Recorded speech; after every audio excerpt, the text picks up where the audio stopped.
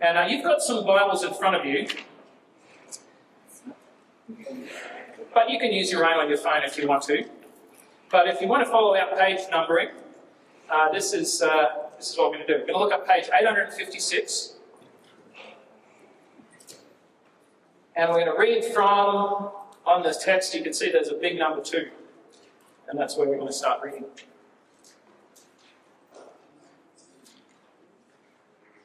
And when we've all found it,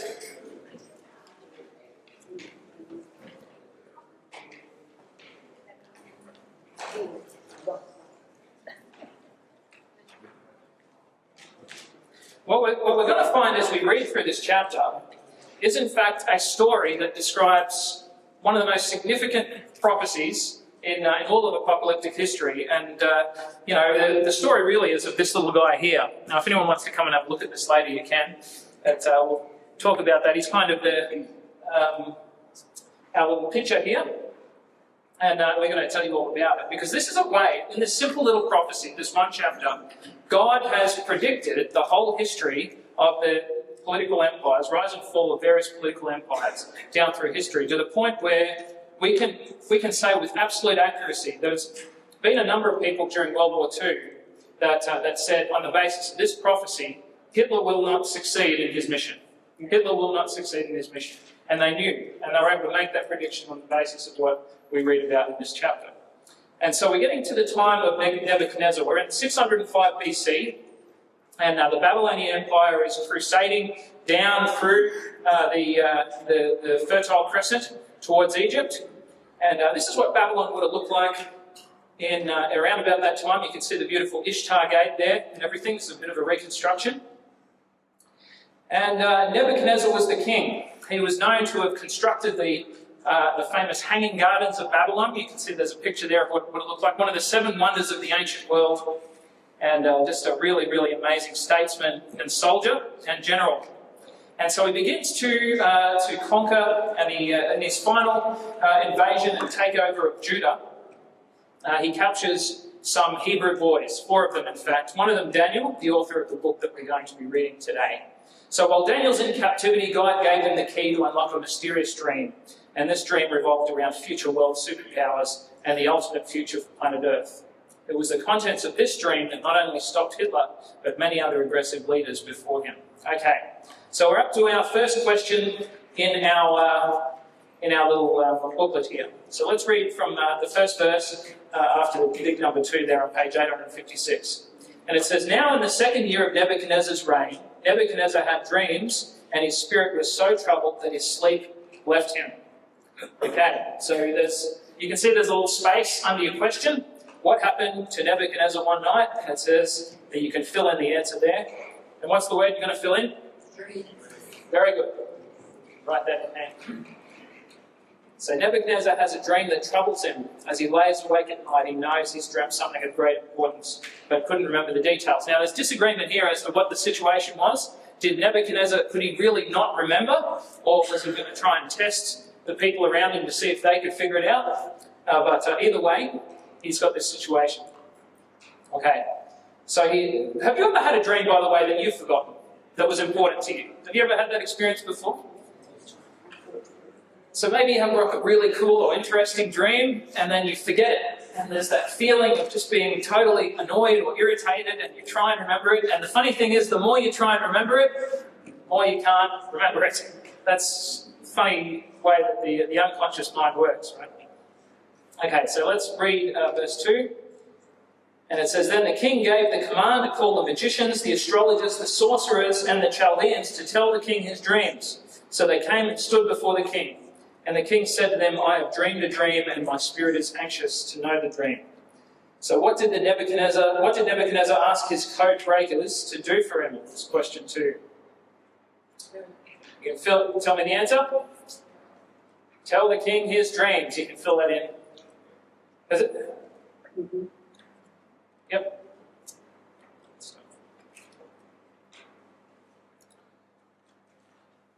So the Chaldeans were an order of people that were considered wise men or spiritualists. They were in touch with the gods, they believed at that time. The spirit world, I suppose we've got an equivalent cadre of people in our society today when you think about psychics or mediums, those sorts of group of people who claim to have contact with the spirit world. And so it's normal for an ancient king to be consulting this sort of people when they're going through something that they don't understand. Okay, so Nebuchadnezzar's confused and he consults these guys. Alright, question 3. Could the wise men break the code, and what was the result? Let's read on. Verse 4. Then the Chaldeans spoke to the king in Aramaic, O king, live forever. Tell your servants the dream, and we will give the interpretation. Now here's the thing. When I was 16 years old, I remember I was walking through a New Age bookstore, and there was a book on the shelf that said, How to Interpret Dreams. And he opened up the book, and the book said, if there's a tree in that dream, this is what it means. If there's a person in that dream, this is what it means. If there's a dog in the dream, this is what it means. These guys had all sorts of resources just like that. If you told them a dream, they could consult their books and they could tell you the meaning. But Nebuchadnezzar didn't provide them with the dream, either because he couldn't remember it or whatever. He wanted to understand the meaning and a way of knowing whether or not these guys could really understand what it is that its meaning was to be able to relate the dream back to them. This requires understanding the contents of somebody else's head. Think about that for a moment. Nebuchadnezzar is testing these guys on the basis of whether or not they can read his mind. So can they do it? Let's read on. Verse 5 says, The king answered and said to the Chaldeans, My decision is firm. If you do not make known the dream to me and its interpretation, you shall be cut in pieces and your houses shall be made an ash heap. How do you like that? However, if you tell the dream and its interpretation, you'll receive from me gifts, rewards, and great honour. Therefore, tell me the dream and its interpretation. They answered again and said, Let the king tell his servants the dream, and we will give the interpretation. And the king answered and said, I know for certain that you would gain time, because you see that my decision is firm. If you do not make known the dream to me, there is only one decree for you have agreed to speak lying and corrupt words before me till the time has changed. Therefore tell me the dream, and I shall know that you can give me the interpretation. The Chaldeans answered the king and said, There is not a man on earth who can tell the king's matter. Therefore no king, lord or ruler has ever asked such a thing of any magician, astrologer or Chaldean.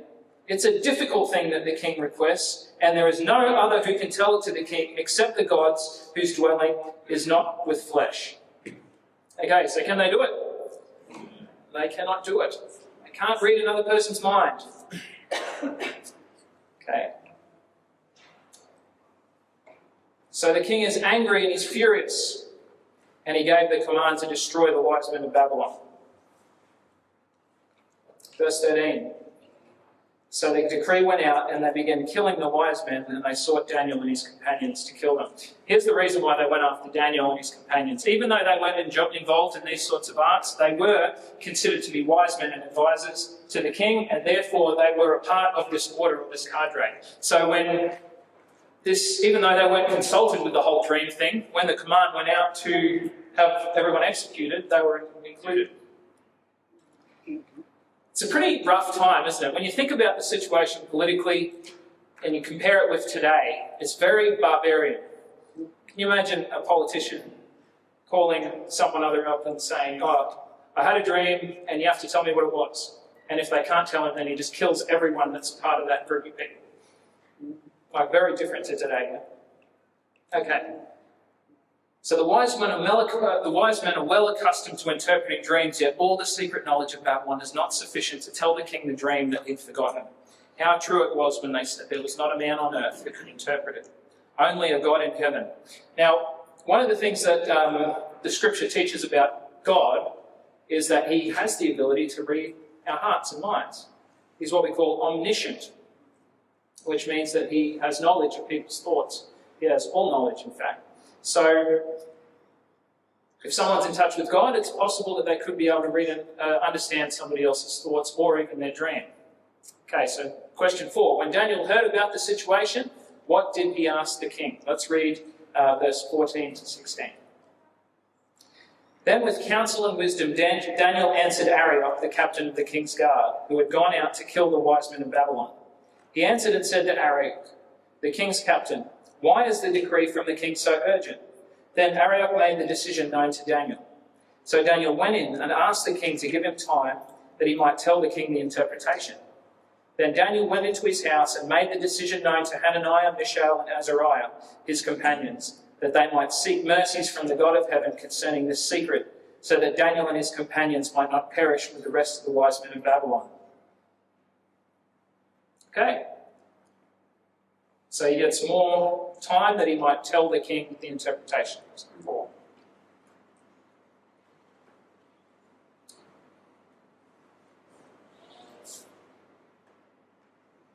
Okay, question 5 is, what was the most important thing Daniel could do in order for God to reveal the code?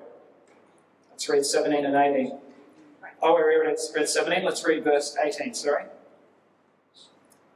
Then they might seek the mercies from the God of heaven concerning this secret, so that Daniel and his companions might not perish with the rest of the wise men of Babylon. And verse 19 says, then the secret was revealed to Daniel in a night vision. So they began to pray. And they asked God to reveal to them what's happened. And, it must have taken an incredible amount of faith, actually, for somebody to understand that their head was on the chopping block and to understand that their life was on the line and yet say, okay, I've prayed about this. I know that God's going to take care of it. Now I can go to sleep. And then as he, in that, expression of faith, went to sleep, God revealed to him the dream. So night vision. So question 6, your answer is night vision.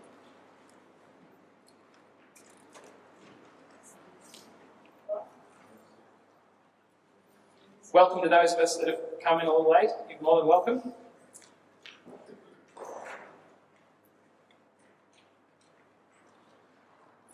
Okay, question 7. What does Daniel say about the God of heaven? There's a bunch of things here that Daniel says about the God of heaven when God reveals to him his dream. We're going to read verse 21 and 22. It says, he changes the times and the seasons. He removes kings and raises up kings. He gives wisdom to the wise and knowledge to those who have understanding. He reveals deep and secret things. He knows what is in darkness, and light dwells with him.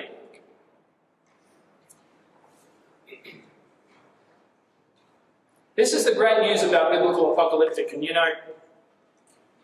if I can get one idea across to you, it would be this one. We don't have to be afraid. That's the wonderful thing that we can understand about the world and about our lives in light of Bible prophecy. We do not have to be afraid, because a God that really loves us and cares and understands our thoughts and emotions and feelings and is all-powerful is in charge of history.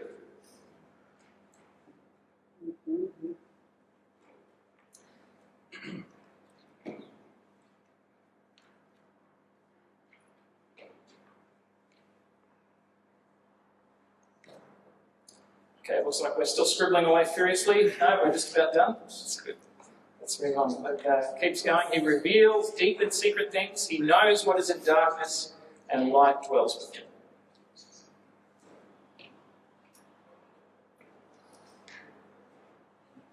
Daniel really understands who God is.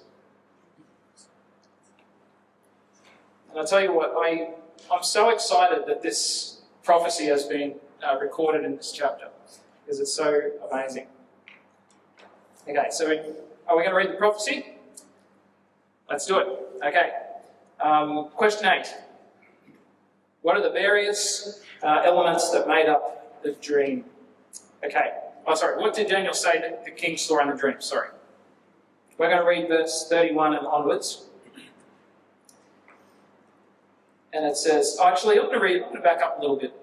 I'm going to read from verse 27. It says, Daniel answered in the presence of the king and said, the secret which the king has demanded, the wise men, the astrologers, and the magicians and soothsayers cannot declare to the king. But there is a God in heaven who reveals secrets, and he has made known to King Nebuchadnezzar what will be in the latter days. Your dream and the visions of your head upon your bed were these. As for you, O king, thoughts came to your mind while on your bed. about what would come to pass after this, and he who reveals secrets has made known to you what will be. Okay, what is Daniel saying here? He's telling King Nebuchadnezzar, you were thinking about what's going to happen in the future. You were worried about the future, and God has revealed the future to you. What's going to happen later? What's going to happen throughout history? Okay? All right, so just reading on. Sorry, where did we get up to? I was distracted there for a moment. Verse 29, right? As for you, King, thoughts came to your mind while in your bed about what would come past after this. We read that 130. But as for me, this secret has not been revealed to me because I have more wisdom than anyone living, but for our sakes who make known the interpretation to the king, and that you may know the thoughts of your heart. Listen to this. Daniel does not believe that he's got more wisdom than anyone living. That's awesome. Every single one of us has access to a God that wants to reveal secrets to us. Isn't that cool? I love that. Verse 31. You, O king, were watching, and behold, a great what? Image. That's an old word for statue, just so you know. This great image, whose splendour was excellent, stood before you, and its form was awesome. Okay, so he sees a big statue.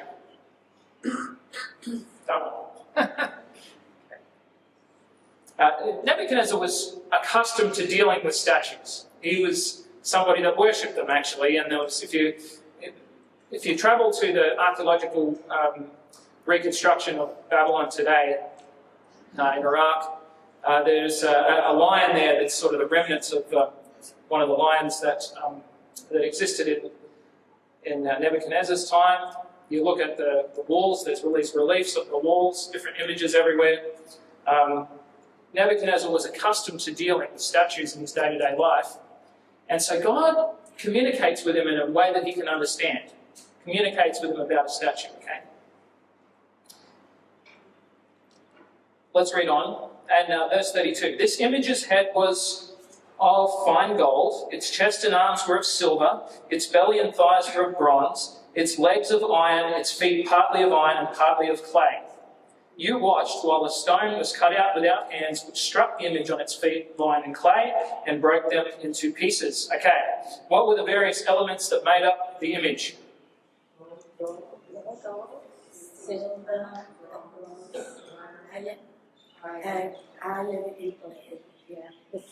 Nice, thank you. Well done.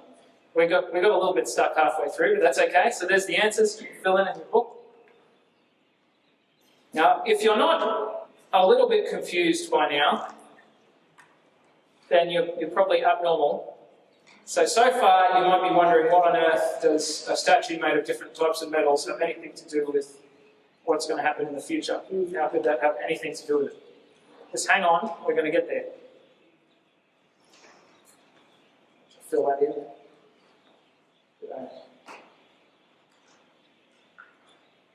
And then the next question is, what did the stone do to the image, and what did the stone turn into? Did I read all of that? No. I think I got down to, yep, there I did.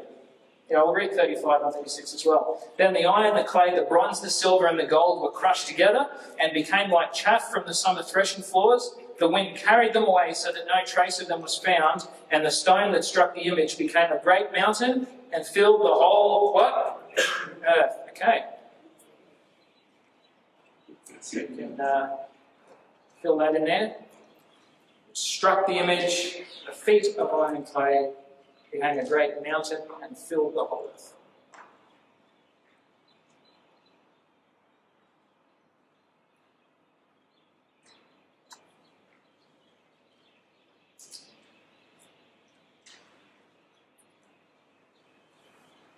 I've got to give everybody time. So I don't want to lose anyone along the way. So Daniel tells the king that this supernatural rock would hit the image, not on the golden head, but at its clay-bound feet. The rock would then take the place of the image and fill the whole earth with its presence and with its power. Okay, here's a little video that I took of Nebuchadnezzar's dream that might help you to visualize, I suppose, what it would look like at the time. So you have gold, chest and arms of silver, thighs of bronze, legs of iron, Feet partly wine, partly baked clay. I didn't really video Nebuchadnezzar's dream, just so you know, because they didn't have video cameras back then. Boom! Okay, there we go. How do you like that? Alright. Okay. Okay, verse 36. This is the dream. Now we will tell the interpretation of it to the king. Okay, so this is what it means. You ready? Verse 37. You, O king, are a king of kings. For the God of heaven has given you a kingdom and power and strength and glory. And wherever the children of men dwell, or the beasts of the field and the birds of the heaven, he has given them into your hand and has made you ruler over them all. You are this head of gold. Okay.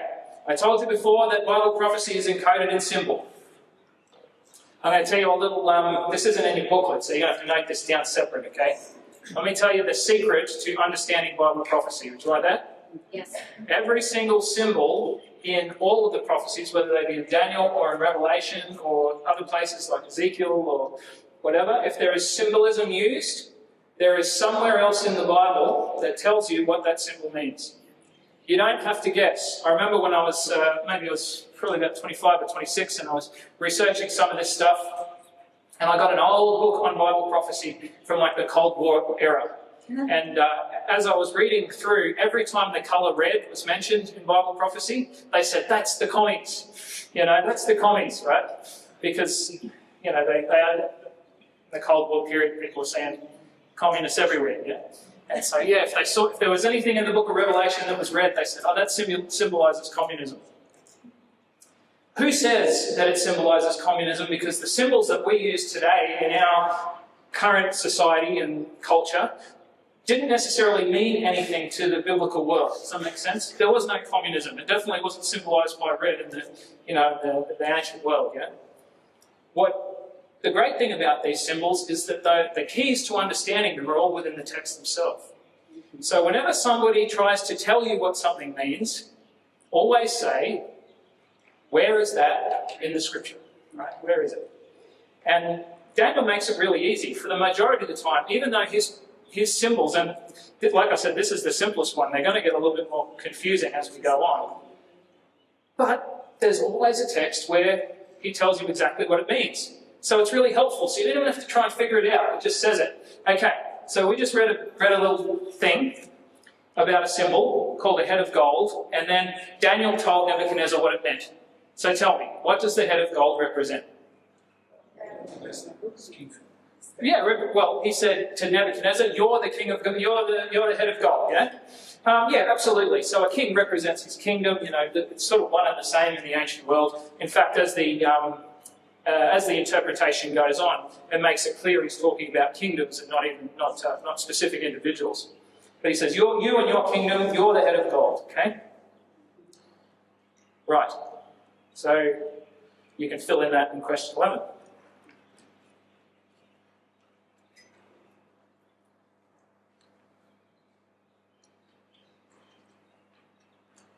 So Nebuchadnezzar represents Babylon. Verse 39, there you go, that's where it talks about kingdoms, not just individuals. Babylon's pretty amazing. It's referred to as the Golden Kingdom. There's a lot of gold. By the way, they got a lot of their gold from raiding other countries, okay, including Israel. And but they had a tremendous amount of gold, very, very rich. Huge walls. This is a map of the Babylonian Empire. In the late 600s, early 500s. So pretty amazing scope. You know, you can imagine there all the way between Egypt to the Medes and the Persians down in the east. And Nebuchadnezzar reigns over this whole area. So it's the Babylonians that first charted out the heavens, mapping out the sun and creating the sundial. It was the Babylonians who discovered the system of length, area, capacity, and weight. By the way, their mathematics was sexagesimal. So they sorted things out by sixes, and that sort of influenced our timekeeping to today. So they divided the days into hours and minutes. They're gifted in music and the arts. They were brilliant at business. So they're actually pretty progressive people. What did the prophet Isaiah predict would happen to Babylon? Now this isn't, we won't turn to it, but we'll just read it off the screen there. It says in Isaiah 13, 19 and 20, Babylon, the glory of the kingdoms, the beauty of the Chaldeans' pride, will be as when God overthrew Sodom and Gomorrah. It will never be inhabited, nor will it be settled from generation to generation, nor will the Arabian pitch tents there, nor will the shepherds make their sheepfolds there. So that's a prediction about Babylon. There was a guy actually that was pretty obsessed with Babylon and with Nebuchadnezzar, and that was Saddam Hussein. Have you heard of that guy? In fact, in Iraq, there's all these reliefs of pictures of Saddam Hussein with Nebuchadnezzar. See, there's a coin, the two together. That's this guy here, and also here. Saddam Hussein sort of saw himself as a bit of a neo-Nebuchadnezzar in the sense of his kingdom and his rule. And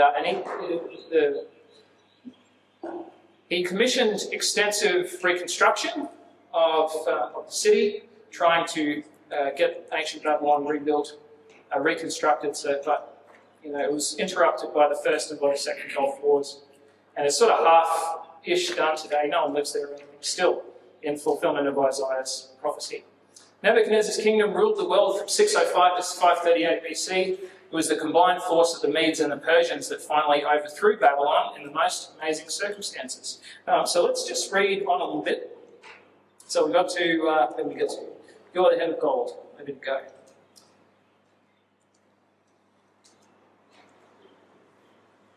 Yep, we're going to end at verse 30. Okay, verse 39. But after you shall arise another kingdom inferior to yours. See that? Okay, so this is the silver. Now that we've figured that out, we can understand what's going on here with this statue. I think of it like a timeline. Like God has actually permitted, think about it like that. Think about it like a timeline. God has actually predicted the rise and fall of kingdoms with the use of these precious metals, and progressively less precious, I should say. So you can see the Babylonian kingdom, and then the one that would come afterwards, and all the way down. And we'll keep going through as we see, and we'll see whether or not it's accurate at all. Okay. All right. So there's going to be an inferior kingdom that's going to come after the Babylonians, and so Nebuchadnezzar's kingdom rules until 538, and the Medes and the Persians team up to overthrow Babylon.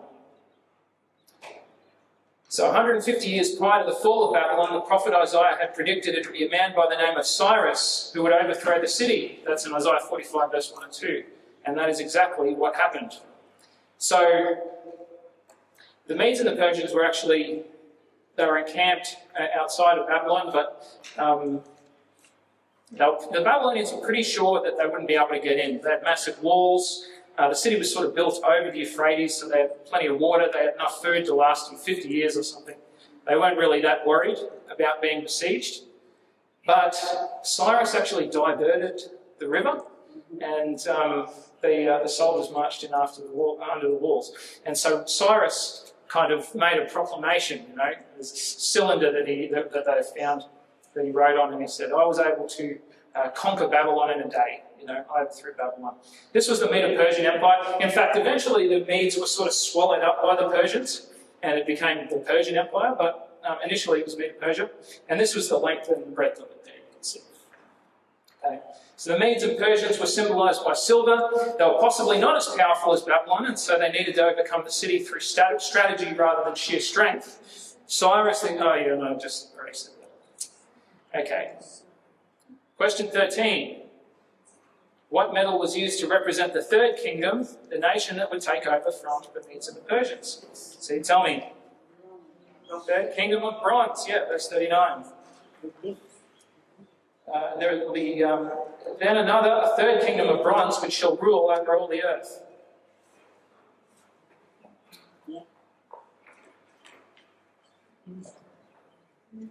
Has anybody seen... there was an old film that came out in the 50s called 300 Spartans, and then they remade a really inappropriate version of it in the early 2000s called 300. But this movie depicts the battle between the Greeks and the Persians towards the end of the period of the Persian Empire. Okay? And so it's that time period that we're talking about. And we know that there was a guy, and his name was, what? Alexander. Any Alexanders here by any chance? No? Right. Any Greeks? Yeah. The Greeks. Yeah, so the Greeks, So Alexander the Great led, he was actually the king of Macedon, but led the Grecian Empire across the ancient world, conquering as he went. And you know the old story that he hit right at the edge of the known world. You know, he's upset. Alexander the Great led the Greeks to victory over the Medes and Persians in the Battle of Arbela in 331 BC. The Greeks were known for their bronze armour and swift victories. The Jewish historian Josephus documented how Alexander the Great knew his destiny as a result of being shown the prophecies of Daniel. Now, this is really cool. Okay, so Alexander's leading his blokes along, and they get to Jerusalem, and the high priest comes out with a copy of the book of Daniel. And he asks to speak to Alexander, and he shows Alexander some of these prophecies, and he says, you know, I believe God's anointed you to, basically lead the next stage of history. And Alexander says, I like this guy. Let's not destroy this city. Anyway, it's funny. It's funny how prophecy interacts with history at different points. Okay. So this is the Grecian Empire. Now, the Greeks had this really interesting way of fighting. It was a little bit different to the rest of the ancient world. They had these big round shields, and they had these big long spears. Their fighters were called hoplites. They're actually comparatively lightly armed. They're able to move very, very quickly as a result.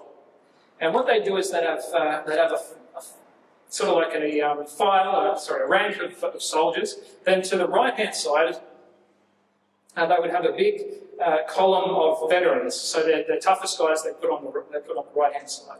And as they move forward, these guys would fight through, and they get through, and they break through the enemy's lines, and then they'd sweep across the front. So it's a devastating tactics that they used for their regular infantry. All right. Question 14. What metal was used to represent the fourth kingdom? Iron. Very good. Let's read verse 40. It says, and the fourth kingdom shall be as strong as iron, inasmuch as iron breaks in pieces and shatters everything, and like iron that crushes, that kingdom will break in pieces and crush all the others. Okay. What was the next world kingdom as far as you're aware? The next world empire that comes on the stage? Yeah, there was the story goes that there was two twins. The names were Romulus and Remus, and they were raised by a she-wolf. And anyway, one of them ended up killing the other, and then he founded a little city called Rome. And that little city, that little regional area, began to take over and to expand until it became one of the most devastating empires in the ancient world. They sort of built on the Greeks' tactics. They would use, Roman tactics are really interesting military tactics because they're still used today by riot police. They would use really, really big shields. So, it's sort of about this high almost. You'd hold them up, and then they had different formations that they'd use as they moved together in lockstep. And my favourite was called the testudo, or the tortoise formation. That's where the guys at the front would hold their shields forward, and the guys at the back would hold their shields up. And it was just like an ancient version of a tank. There was no arrows could get through, and they'd break through the enemy lines. And then they had these devastating little short swords that they would use to attack. Another thing that the Romans would do was they standardised the issue of weapons, armour, and equipment. So prior to that, every infantryman was responsible for purchasing their own equipment. So as long as you had a good amount of money, you had good equipment. If you didn't have a good amount of money, you didn't have good equipment. Whereas the Romans issued this idea of standard issue, which has been the model for militaries ever since. Another thing that's a bit of a legacy for the modern military is medals. You ever been to an Anzac Day parade and seen a veteran wearing medals? So when a Roman legionary or officer went on a campaign, they would get these little, either pictures of the gods or whatever, these big circles that they'd stick on their armour, as to show that they had been brave or that they'd done something of note. And that tradition continues to today. Oh, and neckties as well. We got from the Roman soldiers, did you know? Neckties. Yeah, you know how men wear bits of material around their neck for no reason whatsoever? You ever thought about that before? Why did we do that? Well, because as Roman soldiers were marching along, they wore a bit of material around their neck and they would dry their sweat off their brow as they marched. And when they retired, they would keep wearing it as a symbol of their status as a veteran. So it became associated with, tonight that you're dressed up nicely if you're wearing a bit of material around your neck. So now you know, okay? Yeah, funny, isn't it? Okay, so the Iron Monarchy of Rome broke the Greeks in 168 BC. It was the Romans who ruled at the time of Jesus, and this great superpower was dominant for over 600 years. Those long legs of time resulted in much persecution of God's people. Do you see what I mean by timeline now? Right, so each empire is symbolised by a different type of metal. So this is a picture of the extent of the Roman Empire. You can see that every successive empire is going further and further and taking over the Mediterranean area.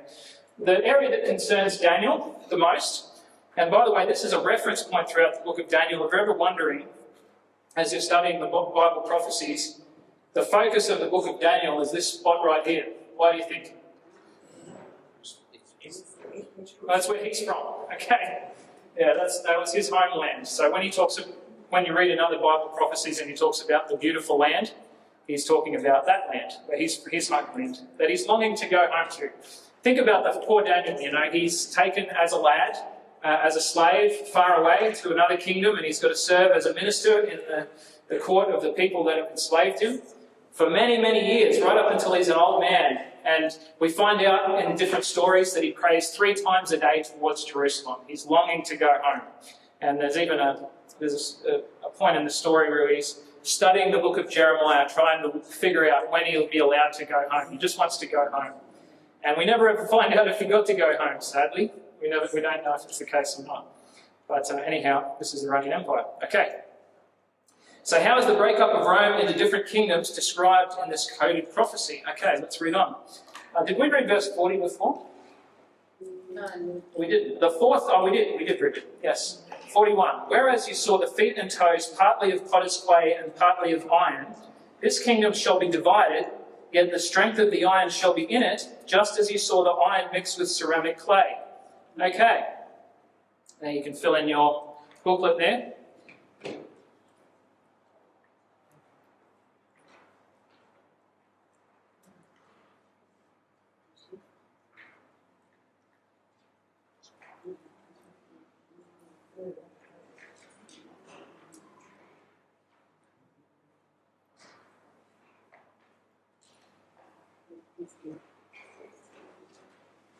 Okay, so the picture of these, this last, or the feet of the statue, is of a mixing, like I guess in this picture here, we've got, you can try and imagine baked clay and metal mixing together. It's not going to work. Part of it's crumbly, part of it's hard. It's just, they're not going to bond together. So it seems to be that this area around the Mediterranean is going to fragment. It's going to fragment. Okay, there's not going to be a united kingdom after Rome.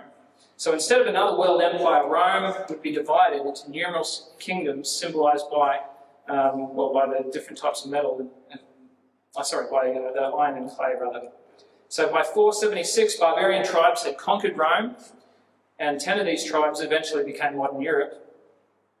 And this is what the area around the Mediterranean looks like today. So remember that this was the Roman Empire, and then you know the story, it split into East and West, didn't it? So there was the Eastern Empire and the Western Empire, and then it fragmented further. And it's been like that ever since. Now, just think about this for a moment. This guy wrote in 605 BC. Let me just find somewhere to rest on. This guy wrote in 605 BC. So far, he's predicted that the rise and fall of every successive world empire, right up to the fragmentation of the Roman Empire into pieces. Because it's so accurate, people that don't believe this book is from God, They believe that this is something, or they, up until recently, believed it was something called vaticinium ex eventu. Does anyone know what that phrase means? After the event. Prophecy written after the fact. Okay, so this is a criticism, just so you're aware, this is a criticism of this prophecy that's quite popular. What's vaticinium ex eventu? What it is it's like, I want someone to believe my book. So I'm going to write a fake book, and I'm going to write a whole bunch of history as if it's prophecy. I'm going to pretend that I was back here writing, and I'm going to predict a bunch of things that have already happened. And then I'll go, hey, look, I found this book. It's got prophecies in it. Look how accurate it is, because it all came true.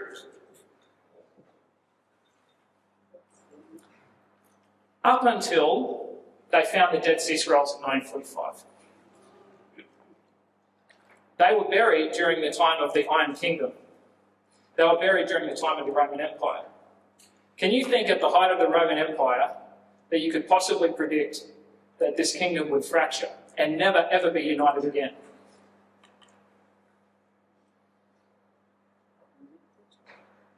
And by the way, in order to be buried in, like the Qumran community in those caves, your book already had to be ancient. Okay, so those Essenes, they're not taking any new books as being the Bible at that point. You know, it's got to have an established ancient history already for them to bother copying and burying and considering it to be precious. So we can really believe that this book was written when it says it was written. This is so significant to my family that they actually named me after this guy that wrote this book. When my mum learned about these things, she was like, wow, God is really real. Because look, he said that's going to happen, then that's going to happen, then that's going to happen, then that's going to happen. And it's all happened just as it said it would. And so we're going to name our son Daniel, and that's why I'm standing here in front of you. Right? So verse 43 says, as you saw iron mixed with ceramic clay, they will mingle with the seed of men, but they will not adhere to one another, just as iron does not mix with clay. What does it mean, mingle with the seed of men? Just, you know, what do you think that means? Thanks, Christ. Yeah, so seed is like an old way of talking about breeding. Okay, so you know that it was a tradition in the ancient world that if you wanted to make an alliance, what you would do was, there was a lot of talking and things that happened, and a lot of exchange of gold and silver and things. But the most important thing that you could do was to send your daughter to go and marry someone else's son, and then you could unite your kingdom. And so this is the most common way that people would form alliances in the ancient world, right up until, not even the ancient world, right up until the kind of like the early modern period that was still going on. Yeah.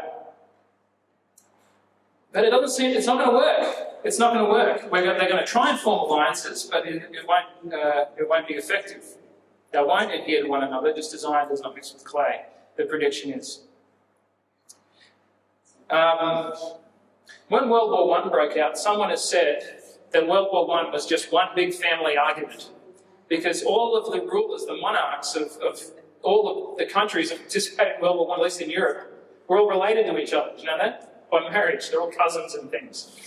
Yeah, they tried to make it work, but it didn't. So the nations of Europe mixed together both economically and through intermarriage. However, the Bible predicted they would never become fully united. There would always be separate nations, and they would never become a single entity in the same way that the United States, for example, is a single nation. And here's an example. So here we go. This is Kaiser Wilhelm on the left, rather. King George in the middle, and then Tsar Nicholas on the right. And you can see their family relations. By the way, George and Wilhelm didn't get along really all that well during the First World War, just so you know. Okay, so this aspect of the prophecy has thwarted dictators and military aspirants for hundreds of years. Charlemagne, Napoleon, Kaiser Wilhelm, and Hitler have all attempted to unite this area, but failed. Even the European Union is doing its best to unite Europe, but according to Bible prophecy, these deep divisions will endure. Do you think that's significant or not? That's really, really awesome, isn't it? Really amazing that God knew this was going to happen and revealed it through symbol. Okay. So where does that take us to? Well, that takes us to today. So far, this prophecy has reached from 605 BC right down to, what's the date? 7th of October 2025? But the dream isn't over, is it? So now we can know what's going to happen next. All right, verse 44. Let's read it. And in the days of these kings, the God of heaven will set up a kingdom which will never be destroyed, and the kingdom shall not be left to another people. It shall break in pieces and consume all these kingdoms, and it shall stand forever.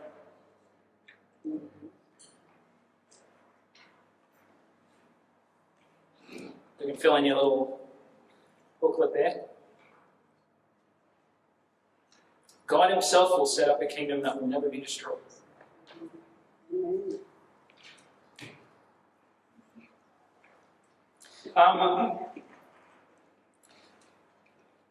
For those of us that struggle with theism, there is a question that comes to us always, whether we believe in a God or whether we don't. The question of how much longer do we have to put up with this? In fact, this is one of the major things that causes people to reject the whole idea of there being a God. If God's so good, Why do bad things happen? why do bad things happen? Why is the world so bad? Why is it being permitted? Why does God permit some of these things to go on? Well, what we're informed here is that this will not continue. This current situation does not continue forever. There is going to be a divine kingdom that will not be destroyed. Let's just read on verse 45. Inasmuch as you saw that the stone was cut out of the mountain without hands, and that it broke in pieces the iron, the bronze, the clay, the silver, and the gold, the great God has made known to the king what will come to pass after this. The dream is certain, and its interpretation is sure, and so far it certainly has been. And there's only one more thing left to happen.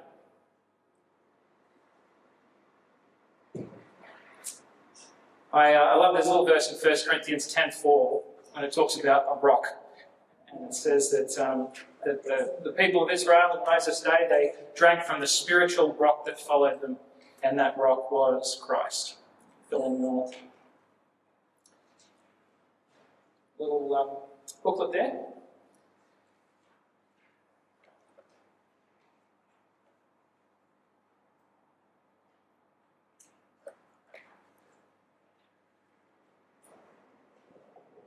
Okay, question 18 is what will happen to the earthly kingdoms when God sets up his kingdom? And I just read it before. He will break in pieces and consume all of these kingdoms, and in itself will last forever. This is something that's really important to be aware of when we're tempted to get sucked into issues of politics, you know, issues of left versus right or liberal versus Labor or whatever. Some people get so focused on those things. I think it's important to be informed about the world and vote with your conscience and all that. Don't get me wrong, but some people make that the whole purpose for being here. They go down rabbit holes of one side or the other, and there's all sorts of divisions between people. Ultimately, no matter how good a government someone comes up with, it's ultimately run by human beings. And those human beings are deeply broken. And as a result, they're going to do broken things. But ultimately, God is going to bring a consummation. Yeah, just a minute. I'm going to try this.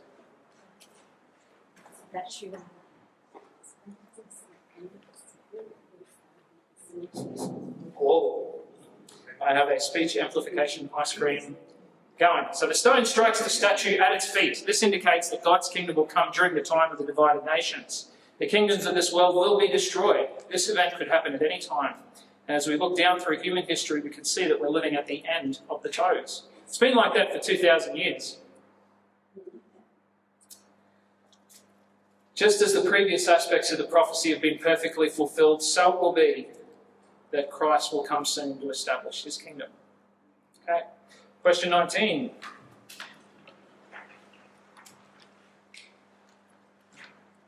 What did Nebuchadnezzar say about Daniel's God when he realized that Daniel could decode his dream? And verse 47 says, "Truly your God is a God of gods, a Lord of kings, and a revealer of secrets. And if there's some aspect of your life that you need some guidance in, if there's some secret that you need revealed, or you need something sort of breakthrough in order to move forward, that same God is available for us to consult and will listen to us and respond, because he's a revealer of secrets.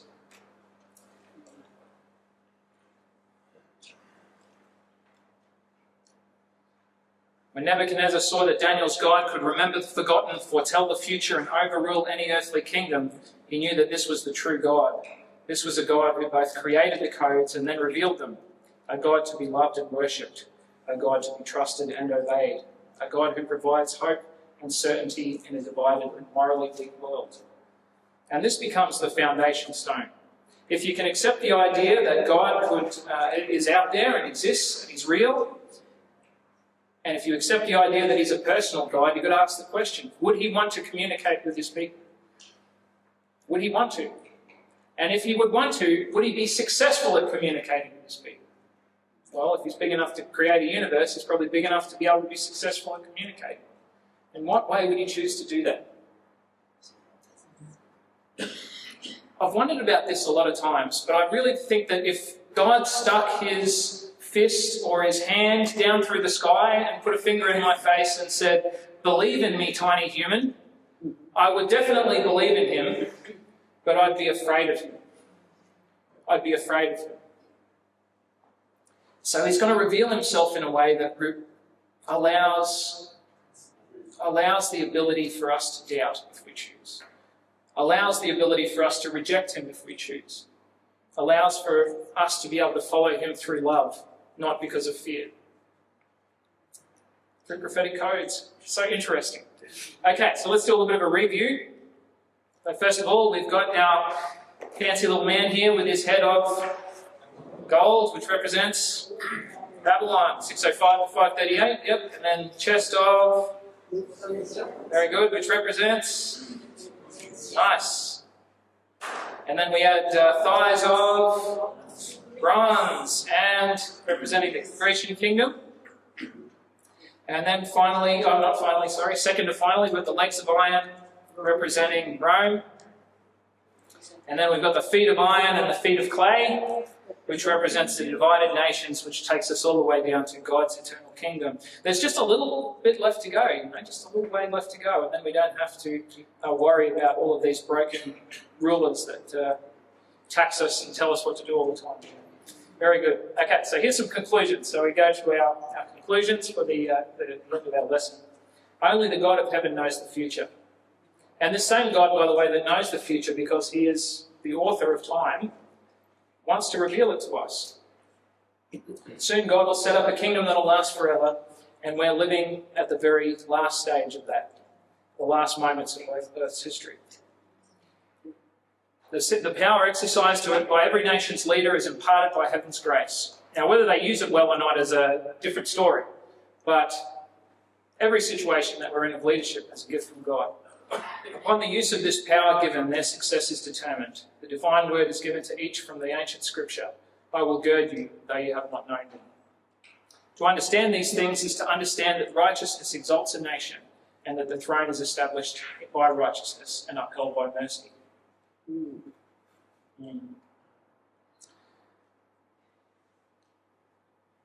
I hang on to this, and as we go through, we're going to find that Daniel's going to reveal more and more aspects of our time throughout the course of this book. And as I said, hopefully I'll be able to give you the keys so that it just makes sense to you. You'll be able to read it and understand it without having to be interpreted. But this was just a toe dipper today, just our first little bit of understanding. But as we look down here, I just want to take you to the end here at the reflections part. Do you find it easy or difficult to allow God to take charge of your future? In what ways do you think prayer could be helpful during a tough time, like Daniel? Have you experienced this? And what have you learned from this study guide that can help you trust God more as you move into the future? I just want you to take your pen, and the last little section says, after seeing the way God understands the future and has ultimate control of the events on this planet, are you willing for him to lead in the future of your life? You can mark that however you'd like to.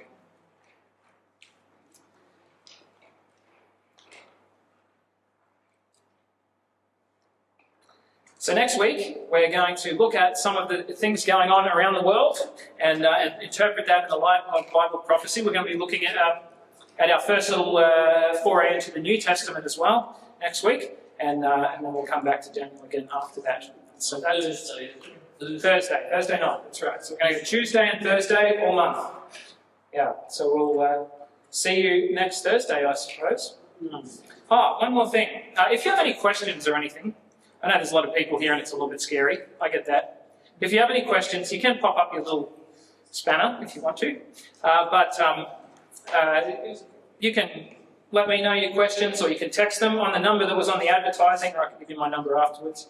Or you can write them down and put them in and we'll talk about it. We want to engage with you. If you've got questions or wonderingments or something specific that you'd like to go over, we'll either be able to address it here, or else we can talk about it as we go. Yeah. All right, well, that's it for today. Let's have a little prayer as we finish up. Dear Lord, I just want to thank you for revealing so much to us through your word as we just begin this course together. I know this is just the first taste, and hopefully all of us will want to continue to come along on Tuesday and Thursday nights all month in order to learn more and more about these things. Lord, it's amazing the way that you've revealed yourself to us through symbol and through sign, revealed the future, given us confidence and hope that we don't have to be afraid. Very, very soon, all of this pain and suffering will come to an end. And so we just put our faith in you now and ask that in the difficult things in our own lives, the obstacles that we're facing today, that we can trust you and ask that you'll work. In Jesus' name, amen.